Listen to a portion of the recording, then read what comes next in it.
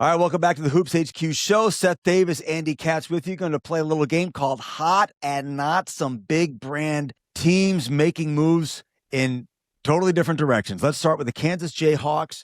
A huge win at home, a convincing win over Iowa State, and then a dominant win over Baylor as well.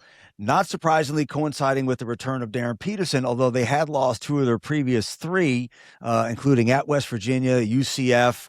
A lot of talk that Kansas is just not very good. Andy, to me, this, it seems almost too easy to say, well, they're playing one way without Darren Peterson. He comes back. They should be a lot better. These things take time to reintegrate him. As great as he is, we know he's a great individual player. It takes time to get him learning to play with those other players as well, especially impacts at the defensive end where this team had been playing amazing championship level defense before he came back. And by the way, it's also the coaching staff and Bill Self trying to figure out how best to use him. He's an elite scorer, not much of a playmaker. So let's get him off the ball. Let's get Melvin Council on the ball. I think Kansas is a sleeping juggernaut. I know they fell out of the rankings after the loss to West Virginia. I'm sure they'll be back in next week. I think Kansas is national championship good if Darren Peterson stays healthy. Yeah, and look, he's maximizing his minutes. I'll just say this about Kansas. They're going to be the classic example of a team that will be seeded to their record, not their talent. And they're going to come up against a top four line seed earlier in the tournament than normal, and that team's not going to want to see the Jayhawks. All right, for my team that is on the not, I'm sliding to another blue blood, and that is North Carolina. Shout out to the three newbies in the ACC, because SMU, Stanford, and Cal, within the last 2 years joining the ACC, they took down the blue blood all at home. A signature win over the last couple of weeks against North Carolina. Not able to beat Duke. That's okay. At least you take down one of the two. Shows you belong. And Carolina, we know they've got unbelievable individual talent.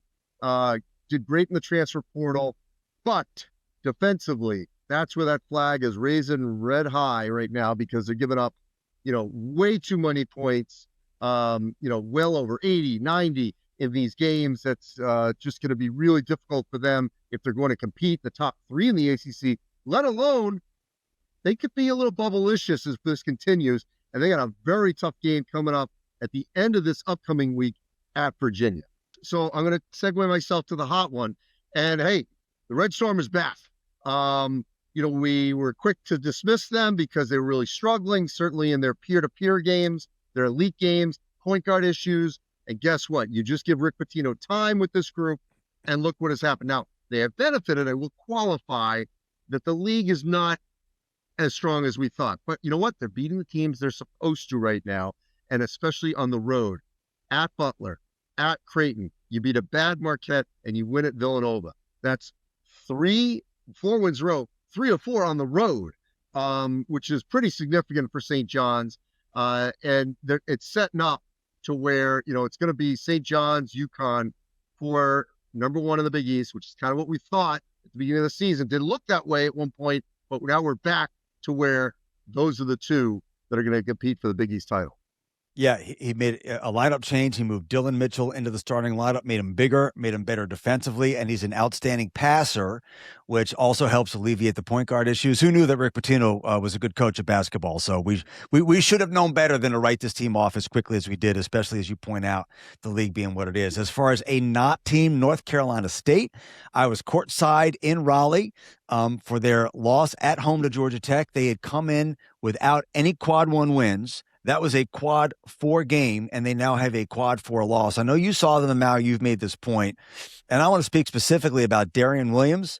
Will Wade had that mini tirade at his press conference a couple of weeks ago in Darian Williams' defense. I asked him, was that instinctive in the moment, or was that calculated? And he admitted it was 100% calculated, trying to talk to the player.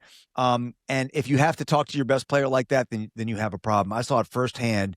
Darren Williams seems like a nice kid. He's a good basketball player. It's a classic case of the challenge of going from being the number 3 guy on your scouting report of the other team to being the number one guy. And you take all that money. He was ACC preseason player of the year. It's not that he doesn't have the skills to be that guy. He doesn't have that mentality. He is not an alpha. I saw it with my own eyes. And they are in very real trouble of not making the NCAA tournament because they are not a good defensive team. There are a lot of quad one opportunities in the ACC. That is definitely different. And good on Damon Stoudemire and his group off a 23-point home loss to Pitt. North Carolina State is in trouble. I don't think they're going to make it. I was shocked that he was the preseason ACC player of the year. That came out of left field to me when he won it. So, I agree with you totally. The pieces don't fit. Yeah, and that's we talk about the money trap. You can afford to get a player, but you look at Will Wade. Obviously, hindsight's 20/20, but he'd have been much better off, bringing in a couple of mid-major dogs with something to prove that nobody knew and using that money that way. So lesson to be learned forward. Okay, moving on hot. How about the Florida Gators? The way they've turned things around, especially that win at Vanderbilt. And again, we flush. I feel so bad for these kids because of what people like you and me do to them. Xavion Lee is a guy who came from Princeton, was a great player at Princeton. Of course, it's going to take him time to adjust to playing at that level in that role and going to a team that not only won a national championship, but won because of the guards. He had his best game as a Gator, given the circumstances and the setting. Their front court is so amazing at what they do. And I definitely think that they have righted the ship. And of course, they had a jersey snafu. He wore number 99. Todd Golden afterwards joked, well, maybe he should still wear 99. That's not a joke to me. If I'm the head coach, he's wearing 99 moving forward. So that's my hot team, the Florida Gators. Well, I agree with you 100%. They're my team of the week. And one of the reasons why is actually Ruben Chinyelu. He has played phenomenally. There's so much talk about Thomas Houck, Alex Condon, but Chinyelu has really been a difference maker over the last couple of weeks. All right. On the not, now I'm going to temper this. On the not for now is Iowa State. I still am in, I'm all in. Chips are in on Iowa State for potentially being a top 4 line seed. But I think there's some concern right now, not losing at Kansas. That's going to happen. Of course, it's Kansas. It's Fog Allen. The Cincinnati loss really shocked me. I don't care if it's on the road. Cincinnati's been terrible. And, they lose by 9 there. They gave up 79 points. Like the way they lost, what they gave up, that's what shocked me in terms of Iowa State. And that's where I would have some real concern at this moment in time, snapshot in time with the Cyclones. We know TJ Otzelberger will figure it out. I don't think there's such a shame in, losing a potential trap game to a struggling team at Cincinnati. I love picking desperate home teams. The fact that happened 5 days after they lost, not only just lost to Kansas, they were never in that game.